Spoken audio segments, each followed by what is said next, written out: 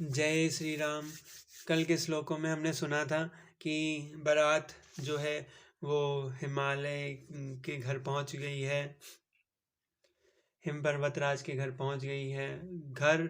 और जैसे ही नगर में बारात को देखने के लिए लोग आए तो लोगों के मन में देवताओं के समाज को देखकर तो बहुत ही प्रसन्नता हुई, और विष्णु भगवान को देखकर तो वो लोग अत्यंत सुखी हो गए। किंतु जब उन्होंने शिव जी के दल को देखने लगे तो उनके सब वाहन, जैसे जिस वाहनों पे वो लोग आए थे, हाथी, घोड़े, रथ और बैल आदि, मतलब जिस पे भी वो लोग आए थे, वो सब डर कर भाग चले। किंतु कुछ समझदार लोग वहीं पे रुके और डटे रहे।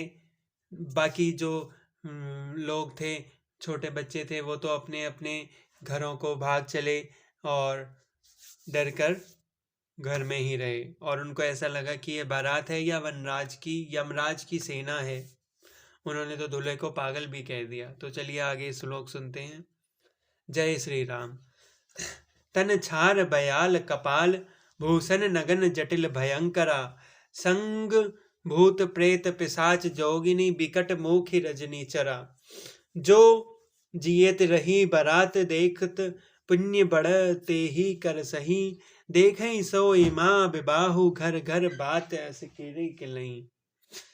दूल्हे के शरीर पर राख लगी है, सांप और कपाल के गहने हैं, वह नंगा जटाधारी और भयंकर है। उसके साथ भयानक मुख वाले भूत प्रेत पिशाच योगिनियां और राक्षस हैं।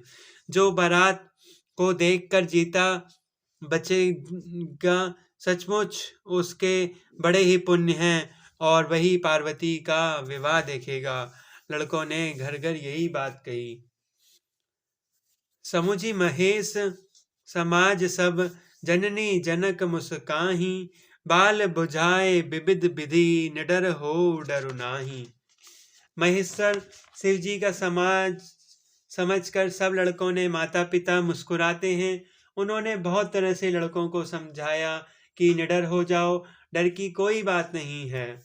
ले अगवान बारत आए, दिए सबही जनवास सुवाए, मैना शुभ आरती सवारी, संग सुमंगल गावही नारी। अगवान लोग बारात को लेकर आए। उन्होंने सबको सुंदर जनवासे ठहराने को दिए। मैना पार्वती जी की माता ने शुभ आरती सजाई और उनके साथ की स्त्रियां उत्तम मंगल गीत गाने लगी। कंचन थार सोह बर पानी, परिछन चली हरसियो हरसानी, बिकट बेस रुद्रहि जब देखा, अवलन और भय भय विशेषा। सुंदर हाथों में सोने का थाल शोभित है। इस प्रकार मैना हर्ष के साथ शिवजी को परछन लगे। जब महादेव जी को भयानक वेश में देखा तब तो स्त्रियों के मन में बड़ा भारी भय उत्पन्न हो गया। भागी भवन पैठी अति त्रासा, गए महेश जह जनवासा, मैना हृदय भय दुख भारी, लीन ही बोली गिरी सकुमारी। बहुत ही डर के मारे भागकर वे घर में घुस गई और शिव जी जहाँ जनवासा था वहां चले गए। मैना के हृदय में बड़ा दुख हुआ। उन्होंने पार्वती जी को अपने पास बुला लिया। अधिक सने गोद बैठारी, श्याम सरोज नयन भयवारी, जे ही विधि तिमरूप असदीनी, ते ही जड़ बड़ बावर कस कीना। और अत्यंत स्नेह से गोद में बैठाकर अपने नील कमल के नेत्रों से मैं आंसू भरकर कहा, जिस विधाता ने तुमको ऐसा सुंदर रूप दिया, उस मूर्ख ने तुम्हारे दूल्हे को बावला कैसे बनाया। छंद। कस कीनी बरु बैराहा, विधि जे ही तुम ही सुंदरता दई, जो फल उचही सुरत ही, सो बरस बबुरही ला गई। तुम्हा सहित गिरी ते गिरो पावक, जरो जलानि दिबहु परो, घरु जाऊ अपजसु होयो, जग जीवत विबाहु न कहो करो। जिस विधाता ने तुमको सुंदरता दी, उसने तुम्हारे लिए वर बावला कैसा ढूंढ लिया बनाया है। जो फल कल्प वृक्ष में लगने चाहिए वह जबरदस्ती बबूल में लग रहे हैं। मैं तुम्हें लेकर पहाड़ से गिर पड़ूंगी, आग में जल जाऊंगी या समुद्र में कूद पड़ूंगी। चाहे घर उजड़ जाए और संसार भर में अपकीर्ति फैल जाए, पर जीते जी मैं इस बावले वर से तुम्हारा विवाह नहीं करूंगी। भई बिकल अबला सकल दुखित देख गिरनार, करी बिलाप रोदित बदती सुता स्नेह संभारी। हिमालय की स्त्री मैना को दुखी देखकर सारी स्त्रियां व्याकुल हो उठी।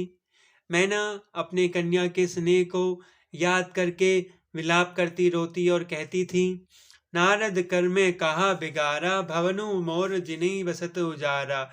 अस उपदेशु मही जिन दीना, बौरे बरही लागी तपकीना।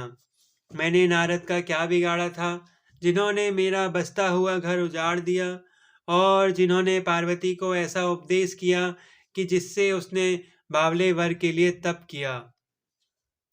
साचे हूँ उनके मोह न माया, उदासीन धनु दाम न जाया। पर घर गालक लाज न भायरा, बाज की जान प्रसव के पीरा। सचमुच उनके न किसी को मोह है, न माया है, न उनके धन है, न घर है और न ही स्त्री हैं। वे सब उदासीन हैं, इसी से वे दूसरे के घर को उजाड़ने वाले हैं। उन्हें ना तो किसी की लाज है, ना किसी का डर है। भला बाज स्त्री प्रसव की पीड़ा को क्या जाने। जन्नहि बिकल बिलो की भवानी, बोली जूत विवेक मृदुबानी। अस विचारी सोचहि मति माता, सो न टरई जो रचई विधाता। माता को विकल देखकर पार्वती जी विवेक युक्त कोमल वाणी से बोली, हे माता, जो विधाता रच देते हैं वह टलता नहीं है। ऐसा विचार कर तुम सोच मत करो। कर्म लिखा जो बावर नाहूं, तो कत दोष लगाऊं काहूं। तुम सन मीटही की विधि के अंका, मातु व्यर्थ जनी लेहूं कलंका। जो मेरे भाग्य में बावला ही पति लिखा है, तो किसी को क्यों दोष लगाया जाए। हे माता, क्या विधाता के अंक तुमसे मिट सकते हैं। वृथा कलंक का